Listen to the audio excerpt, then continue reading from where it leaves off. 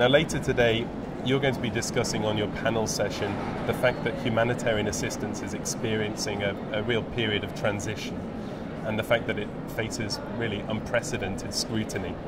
I just wondered what your sense was of the way that these reforms are unfolding in practice, and from your own experience at IFRC in Geneva, just to get a sense of how these reforms are taking shape. I think that one knows that the humanitarian sphere and the humanitarian space is at full speed of transformation, and in the UN system some are speaking of transformative agenda. Yes. The point of reflection that the panel will offer will be how can we invest more in thinking, in reflecting on this transformative agenda. Indeed, in a number of areas, we understand that we have to develop standard operating procedures to be effective and to be open to the community and to reconnect to the real needs. But we do not take time enough to reflect on the why, on the direction, on the modality of this change in the humanitarian sphere. So the paradigm which will be proposed during that panel is really to reflect from a different angle on the way we can appreciate the transformative agenda. And at your own organization, the IFRC, I mean, are you presumably also taking a step back and having a global overview of what needs to change, and then focusing on exactly how you're going to do that in concrete terms? Yes, indeed. The beauty of the International Federation of Red Cross and Red Crescent Societies is that the membership is composed of 189 national societies.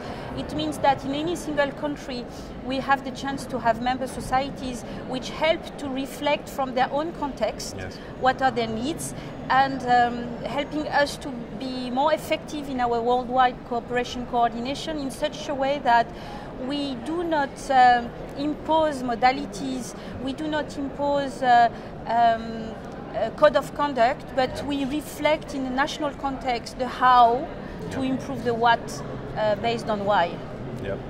And I wondered if you could give us maybe a few examples there. I mean, what are some of your members saying to you about the difficulties that they're encountering, and what sort of advice are you giving to them about how to effect a change? I think that the big challenge of today and tomorrow will be transparency and accountability.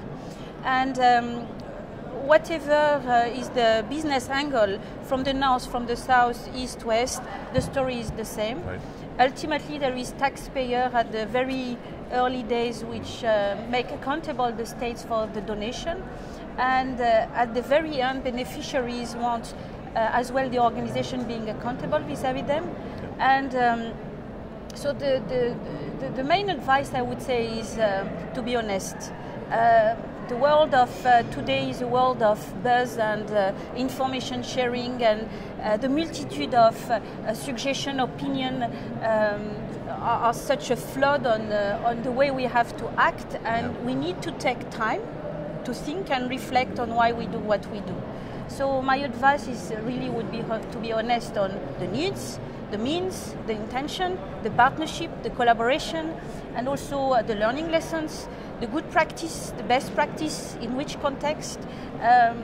For long we thought that knowledge sharing is the main solution, but knowledge sharing is about sharing practices in different contexts. So to accept the fact that in different contexts we have to revisit the practices, in fact.